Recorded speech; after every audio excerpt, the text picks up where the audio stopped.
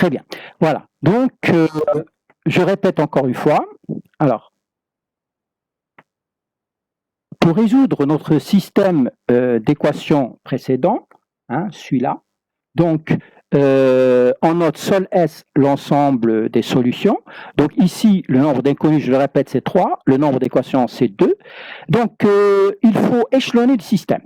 Donc, si vous voulez, le mettre sous une forme telle qu'en passant d'une ligne à une autre, on perd au moins une inconnue. Donc, une façon de faire, c'est de faire L2 moins L1. On fait sauter X. Donc, vous voyez, le système, il revient sous cette forme-là. Donc, c'est la forme de Gauss qu'on avait vu la dernière fois. Et donc là, c'est un système en escalier, c'est un système échelonné. Donc, combien de lignes il reste dans ce cas? Eh bien, dans ce cas, il reste 2 lignes. Donc, le rang, qui est le nombre d'équations après échelonnement, il est égal à 2. Et donc, j'ai dit que quand le rang, d'après la proposition générale, quand le rang il est strictement inférieur au nombre d'inconnus, le nombre de solutions il est infini. D'accord? Alors, dans ce cas-là, donc, sur les marches, on trouve X et Y. Donc, X et Y sont les inconnus principales. Et l'inconnu qui ne se trouve pas sur les marches, c'est l'inconnu secondaire, comme on avait vu dans le premier cours. Voilà. Alors, donc ici, comment on fait? Alors, on peut continuer, notre échelonnement. Ici, on n'a rien sous les pivots.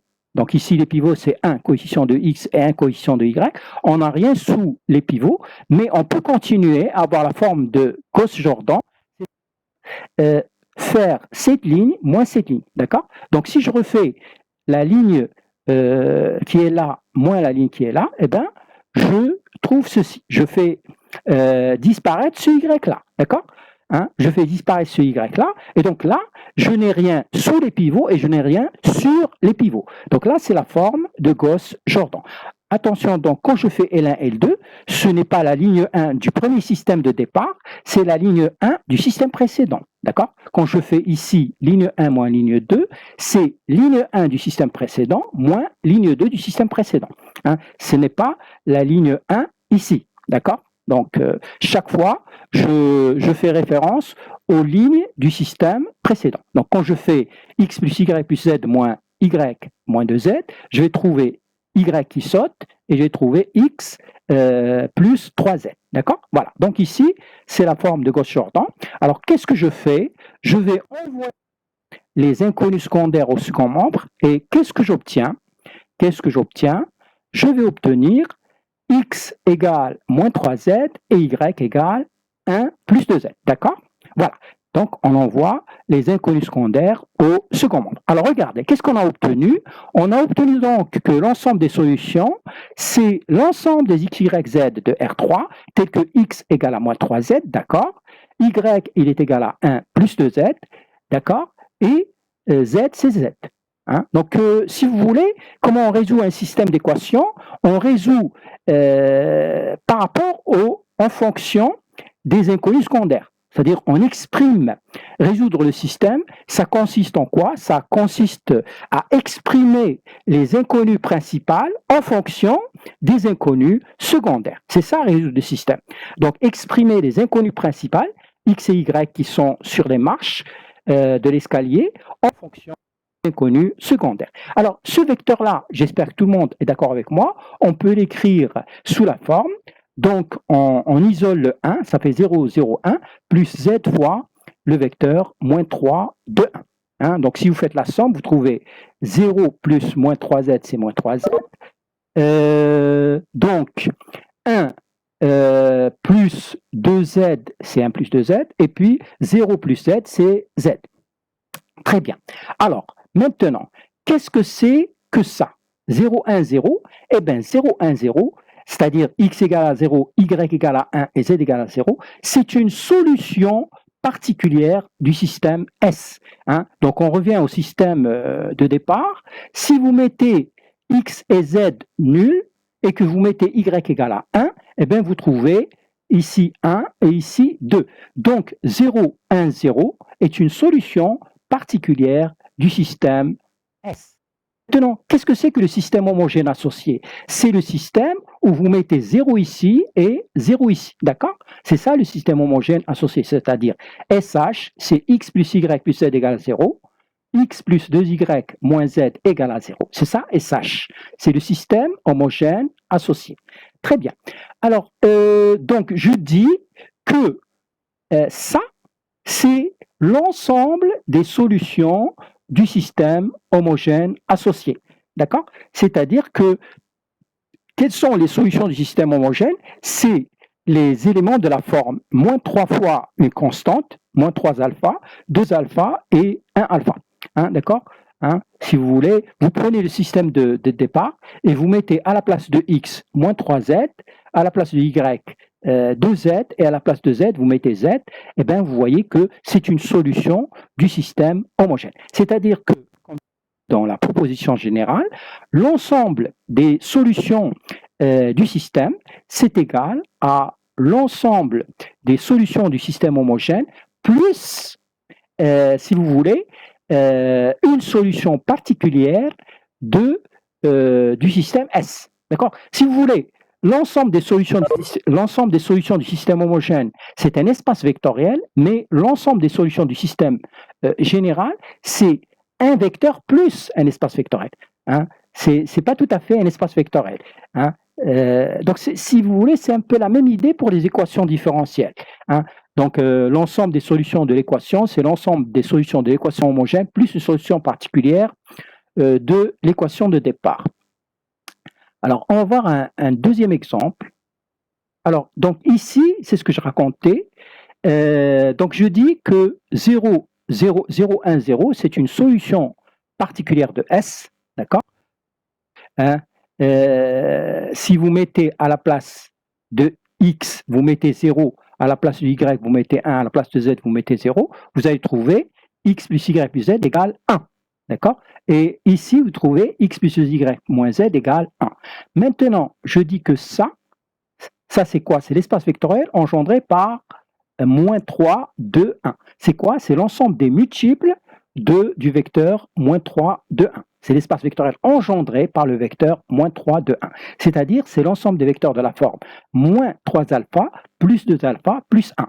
Je dis que ça, c'est l'ensemble des solutions du système homogène. Parce que si vous mettez x égale à moins 3 alpha, y égale 2 alpha et z égale à alpha, ben vous allez trouver 0. Si vous mettez ici x égale à moins 3 alpha, y égale à 2 alpha et z égale alpha, vous allez trouver moins 3 alpha plus 4 alpha moins alpha, ben c'est 0.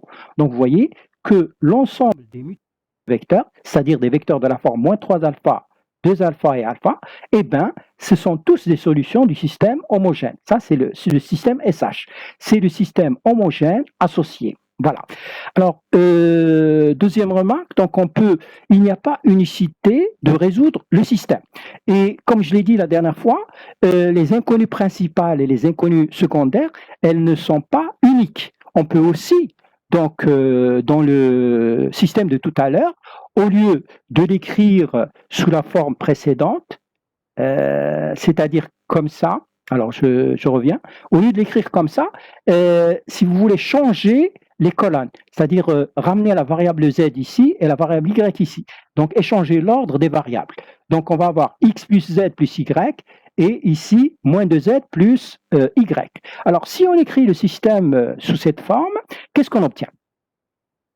Alors qu'est-ce qu'on obtient? On obtient le système comme ça, c'est la forme de Gauss. Et dans ce cas, vous voyez, quelles sont les inconnues principales? Les inconnues principales, c'est x et z. D'accord? Ce n'est plus x et y. C'est-à-dire qu'il n'y a pas unicité de la façon de résoudre le système sous forme de Gauss, et il n'y a pas unicité des inconnues principales. Donc, dans ce cas particulier, les inconnues principales, c'est-à-dire celles qui sont sur les marches, c'est x et z. Les pivots, c'est 1 coefficient de x et moins 2 coefficient de y. D'accord? Et donc ici, x et z sont les inconnues principales et y, c'est l'inconnu secondaire. D'accord? Alors, donc comment on continue? Donc on va faire disparaître la variable z Hein. Donc, comment on fait? Eh bien, on prend L1, c'est-à-dire la ligne 1 du système précédent, et on lui rajoute la moitié de la ligne 2. Donc, si vous rajoutez la moitié de la ligne 2, vous voyez que la variable Z, il va disparaître. Donc, on va avoir rien sous les pivots et rien sur les pivots. Parce que je vous rappelle, ici, les pivots, c'est 1 et moins 2. Donc là, c'est la forme de Gauss-Jordan avec les variables, les inconnues principales dans ce cas, c'est X et Z. D'accord? Donc ici, vous voyez, résoudre le système, ça revient à écrire les inconnues principales en fonction des inconnus secondaires. Donc les inconnus secondaires, ici, l'inconnu secondaire, il y a une seule, c'est Y, et donc ça devient un paramètre, si vous voulez. Et donc, quand on va transposer l'inconnu secondaire au second membre, qu'est-ce qu'on va trouver? On va trouver que X égale 3 demi moins 3 demi de Y, d'accord? Hein, et Z égale à 1 demi de Y moins 1. D'accord? Donc, on va trouver que XY est une solution du système si et seulement si XYZ s'écrit sous la forme. Donc, on a la solution en fonction d'un paramètre qui est l'inconnu secondaire. Donc, ça s'écrit, XYZ, ça s'écrit 3 demi de 1 moins Y, Y et 1 demi de Y moins 1. Donc, ceci peut s'écrire, hein, si vous voulez. Donc, vous faites sortir les constantes et vous laissez à l'intérieur ce qui dépend de Y. Donc, c'est Y facteur du vecteur 3 demi, 1 et 1 demi. D'accord? C'est les multiples de ce vecteur-là. Moins 3 demi, pardon, et 1 et 1 demi. Et qu'est-ce qui va rester? Les constantes, c'est-à-dire 3 demi, 0 et moins 1 demi. D'accord? Donc, ça, c'est une solution. Donc, l'ensemble des solutions de notre équation, c'est une solution particulière du système plus l'ensemble des solutions du système homogène associé, SH. Donc, si vous voulez, les multiples du vecteur moins 3 demi, 1 et 1 demi, si vous multipliez ce vecteur, vous allez trouver moins 3, 2, 1. Donc, c'est le même espace engendré, d'accord, hein? Donc, j'ai dit que dans le système espace engendré, vous pouvez remplacer un vecteur par un multiple de ce vecteur-là, à condition que le coefficient avec lequel vous multipliez ne soit pas nul. Ici, on va multiplier par 2, donc ça va rester le même espace engendré. C'est ce qu'on avait dit la dernière fois. Donc voilà, vous voyez, l'ensemble des solutions du système, c'est une solution particulière du système, plus l'ensemble des solutions du système homogène associé. Alors, donc ici, vous voyez, dans notre cas, alors je reviens un petit peu au départ, dans le deuxième exemple,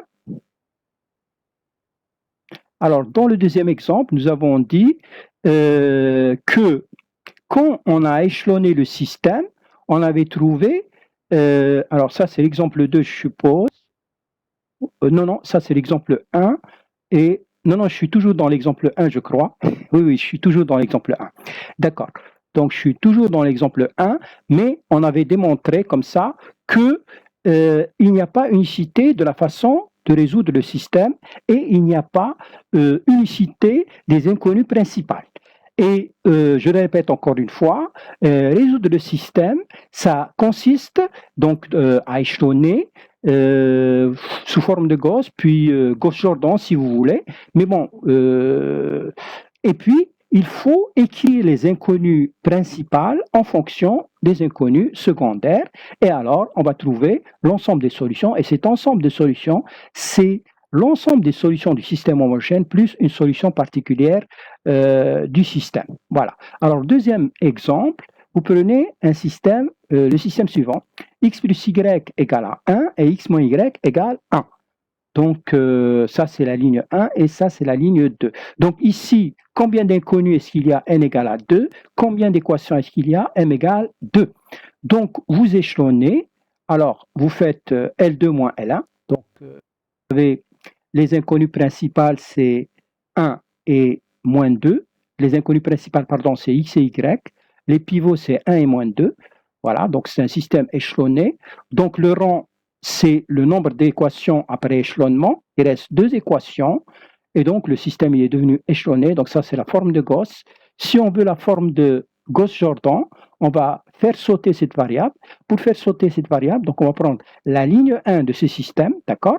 Et puis on va lui rajouter la moitié de la ligne 2, c'est-à-dire la ligne 2 de ce système. Attention, quand je dis L2 ici, c'est L2 du système précédent. Parce que sinon, vous allez vous trimballer des L1', des L1 secondes. Donc, c'est des notations compliquées inutilement. Donc, il vaut mieux quand vous écrivez L1, c'est la ligne 1 du système précédent. Quand vous écrivez L2, c'est la ligne 2 du système précédent. Ça se comprend et c'est pas lourd, plus correct. Enfin, si vous voulez, c'est plus pratique. Voilà.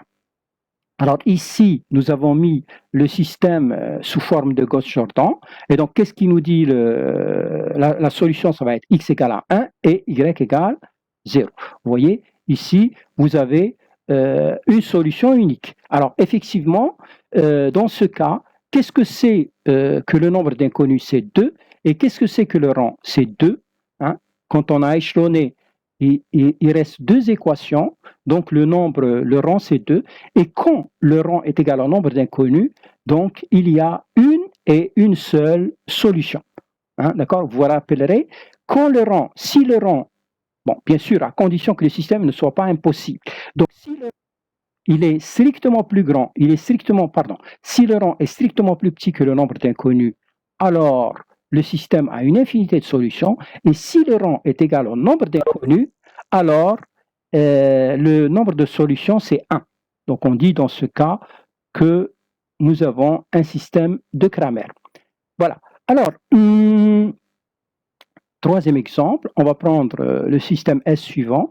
X plus Y plus Z égale à 1 et 2X plus 2Y plus 2Z égale à 1, où les inconnus X, Y et Z, ils appartiennent à R3. Alors, dans ce cas-là, si vous faites la deuxième ligne moins 2 fois la première ligne, qu'est-ce que vous allez trouver? Vous allez trouver 0 ici. Donc, 2x moins 2x, 2y moins 2y, 2z moins 2z. Et donc, vous allez trouver 0 égale moins 1. Donc là, c'est un système impossible, d'accord? Et donc, égale à 1, mais c'est un système impossible, d'accord? Donc là, l'ensemble des solutions est égal à l'ensemble vide, d'accord? Voilà. Alors, quatrième exemple, on va prendre le système suivant, x plus y plus z égale à 1 et 2x plus 2y plus 2z égale 2. Voilà, où x, y, z appartiennent à R. Alors, donc, si on fait comme tout à l'heure L2 moins 2L1, qu'est-ce qu'on obtient? On obtient 2x moins 2x, c'est 0, 2y moins 2y, c'est 0, 2z moins 2z, c'est 0, et 2 moins 2, c'est 0. Donc, la deuxième équation, elle disparaît. Il reste une seule équation, et donc, le rang du système dans ce cas, c'est le nombre d'inconnus après échelonnement. Donc, ici, on a un système échelonné. D'accord? C'est-à-dire qu'en passant d'une ligne à l'autre, nous avons perdu au moins une inconnue. Ici, nous avons perdu toutes les inconnues. Donc, c'est un système échelonné et le nombre d'équations après échelonnement, c'est 1. Donc, dans ce cas-là, le rang, c'est 1. Le nombre d'inconnus, c'est 3. Et donc, qu'est-ce qu'il nous dit la proposition? Il nous dit que l'ensemble des solutions, elle est infinie. Donc, si vous voulez, à quoi sert la proposition?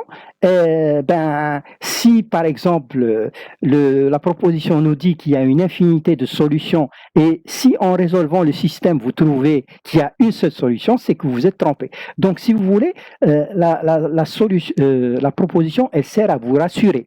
Si vous trouvez une infinité de solutions et que la proposition vous dit qu'il y a une infinité de solutions, ça veut dire que c'est possible que vous ayez fait juste. C'est comme la preuve par 9 pour la multiplication. Si la preuve par 9 est juste, ça veut dire que normalement ça devrait être correct, mais ça ne prouve pas que c'est correct. Mais si la preuve par 9 est ça veut dire qu'il y a une erreur quelque part. C'est la même chose pour la proposition. La proposition précédente, si elle vous dit que vous avez une infinité de solutions et que vous trouvez qu'il y a une infinité de solutions, vous dites, c'est bon, c'est rassurant. mais ça ne prouve pas que c'est juste ce que vous avez fait. Mais par contre, si vous trouvez une infinité de solutions et que la proposition vous dit qu'il y a un nombre fini de solutions, ou là qu'il y a une seule solution, pardon, alors ça veut dire qu'il y a une erreur quelque part. Donc ça permet de vérifier, c'est tout. C'est à quoi que c'est la seule utilité de la proposition précédente. Voilà.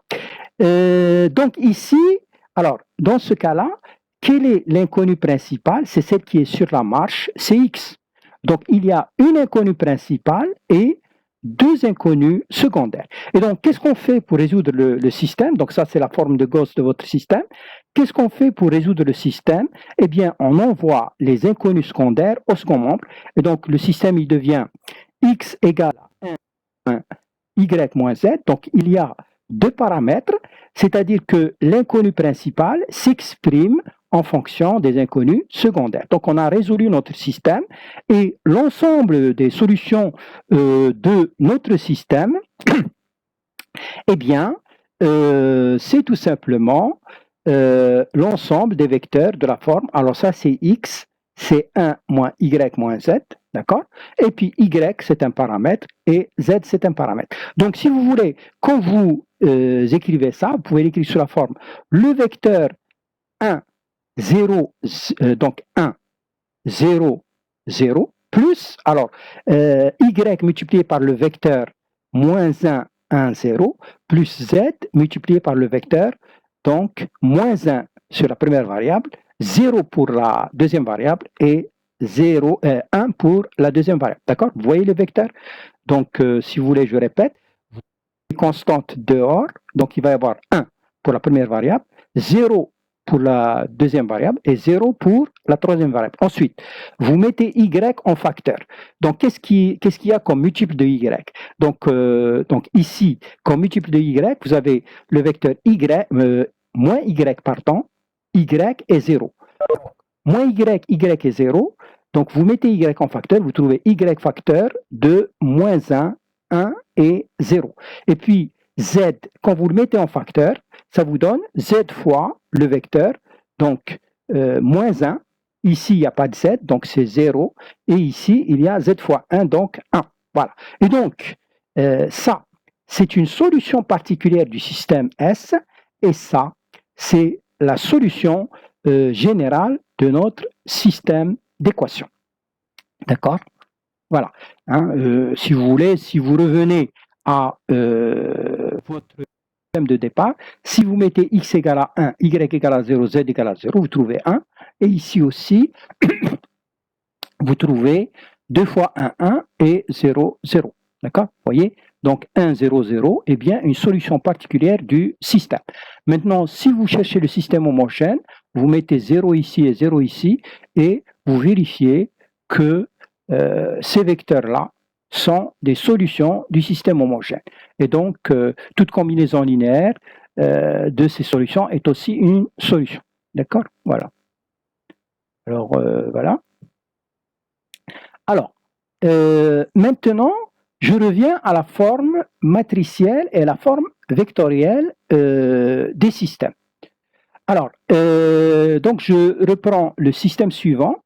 X plus y plus z égale à 1 et x plus 2y moins z égale à 2, où x, y, z appartiennent à f. C'est un système à coefficients réels. Alors, si vous voulez l'écrire sous forme matricielle, eh bien, il s'écrit comme ça. La matrice, donc ça c'est la matrice du système, donc j'ai dit il faut prendre juste les coefficients. Quels sont les coefficients? Il y a 1, donc ici le coefficient de y c'est 1, ici le coefficient de z c'est 1, ensuite la deuxième ligne, le coefficient de x c'est 1, le coefficient de y c'est 2, et le coefficient de z c'est moins 1. Et puis, donc ça c'est x, y, z, et ça c'est le second membre, 1 et 2. D'accord? Donc quand vous multipliez, qu'est-ce que vous allez trouver? Vous allez faire le produit scalaire de ce vecteur par ce vecteur. Qu'est-ce que vous allez trouver? Vous allez trouver x plus y plus z égale 1. Donc x plus y plus z égale à 1, c'est-à-dire la première ligne. Maintenant pour la deuxième ligne, quand vous multipliez ce vecteur, vous faites le produit scalaire de ce vecteur par ce vecteur, qu'est-ce que vous trouvez? Vous trouvez x plus 2y moins z égale 2. D'accord? C'est cette ligne-là. D'accord? Et donc, votre système S, c'est écrit sous forme matricielle, comme ceci, A fois X égale B. Ou, qu'est-ce que c'est que la matrice A? La matrice A, c'est celle-là, c'est ce qu'on appelle, comme je l'ai dit au début, la matrice du système. Et puis, la matrice grand X, c'est quoi? C'est le vecteur colonne comme ça, X, Y, Z. Et qu'est-ce que c'est que la matrice B? C'est la matrice 1, 2. D'accord? Voilà. Donc, encore une fois, je le répète. Donc, j'ai dit que A, c'est ce qu'on appelle la matrice du système. B, c'est ce qu'on appelle le second membre du système. Et donc, X, c'est la solution. Alors, à côté de la forme matricielle du système, il y a aussi une forme vectorielle. Comme je l'ai dit au début dans le cas général, le même système précédent, hein, voyez, on peut aussi, là, on peut aussi l'écrire, si vous voulez, sous forme vectorielle. Alors, comment vous pouvez l'écrire sous forme vectorielle? Vous allez l'écrire, alors, vous allez l'écrire x fois, hein, x fois 1 plus, alors, x fois 1, 1, plus y fois 1, 2, plus z fois 1 moins 1 égale 1, 2. Pourquoi est-ce que le système S est équivalent à cette écriture vectorielle? En effet, regardez qu'est-ce que vous obtenez sur la première ligne. Alors, sur la première ligne, vous allez x fois 1 plus y fois 1 plus z fois 1 égale 1, c'est-à-dire x plus y plus z égale 1. Je reviens au système de départ, vous avez bien x plus y plus z égale 1. Alors, je reviens pour la deuxième ligne, donc ça s'écrit x fois 1 plus y fois 2 plus z fois moins 1 égale 2, c'est-à-dire x plus 2y moins z égale 2. Donc, vous avez votre système, votre deuxième ligne, x plus 2y moins z égale 2. D'accord? Voilà. Donc, nous avons dit qu'il y a deux écritures de notre système, soit l'écriture matricielle, comme ceci, soit l'écriture vectorielle, comme cela.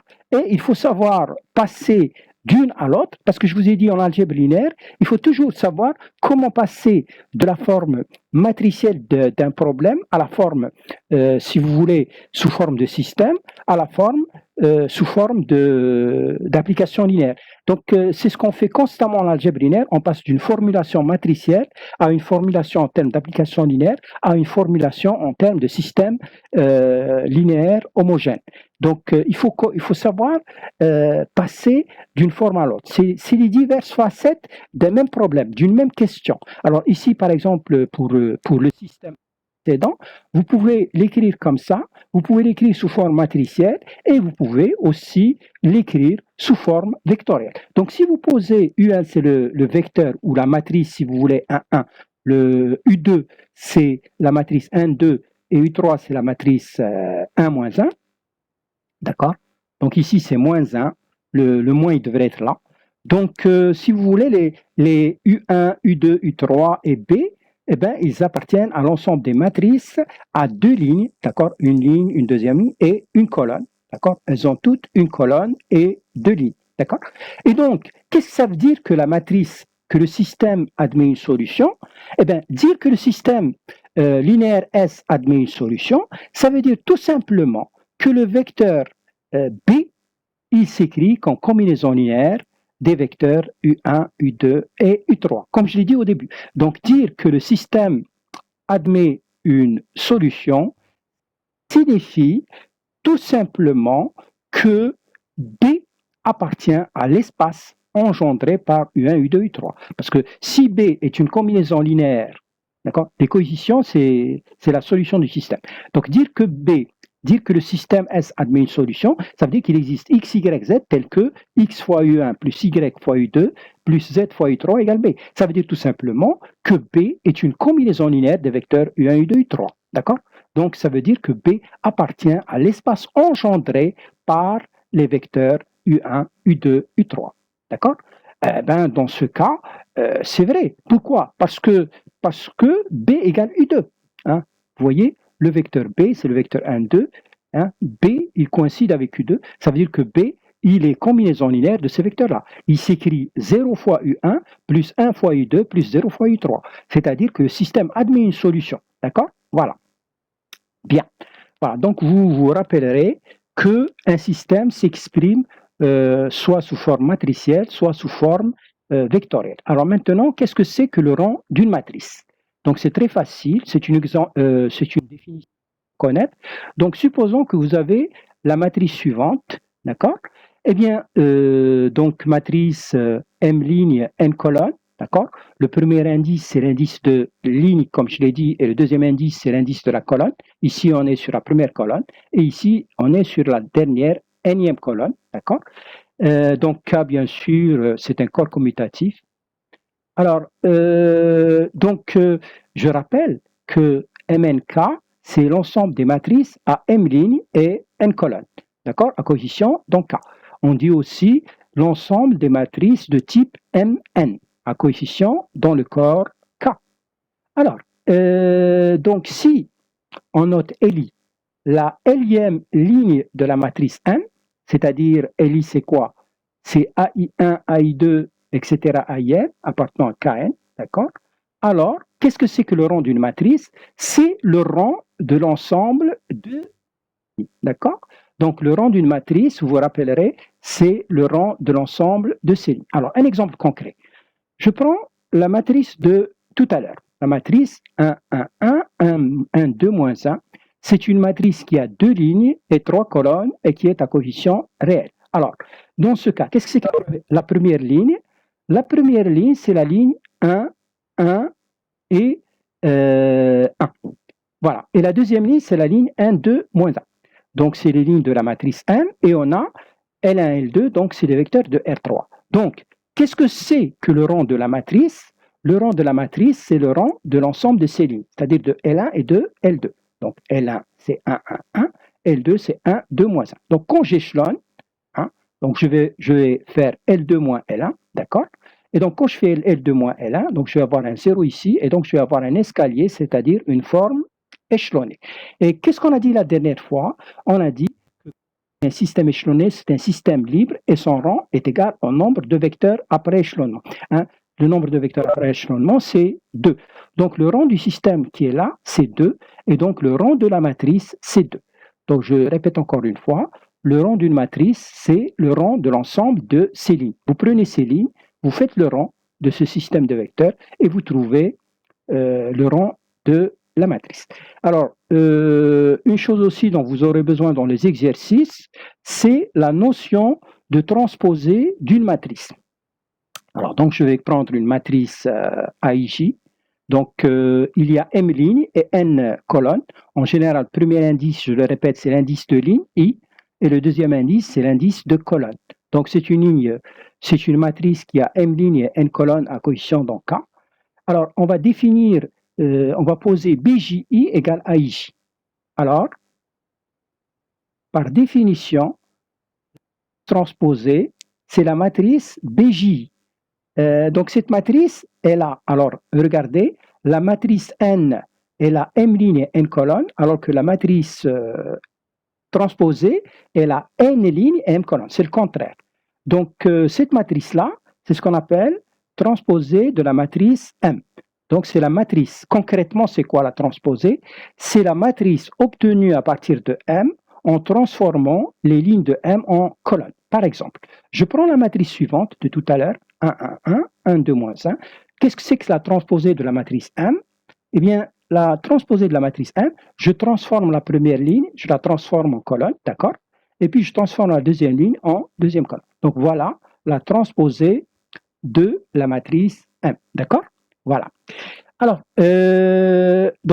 propriété de la transposée. Si vous avez deux matrices, alors le rang, ça c'est un résultat, le rang de la transposée, c'est le rang de la matrice elle-même. C'est-à-dire quand vous transposez une matrice, eh bien, vous trouvez une matrice qui a le même rang que la matrice A.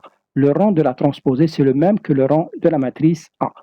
Deuxième chose, c'est que si vous transposez deux fois, eh bien, vous retombez sur la matrice elle-même. C'est-à-dire la transposée de A, c'est la matrice A. Deuxième propriété, Si vous pouvez faire la somme de deux matrices, c'est-à-dire si c'est des matrices de même type, hein, Mn toutes les deux, alors le transposé de la somme, c'est la somme des transposés.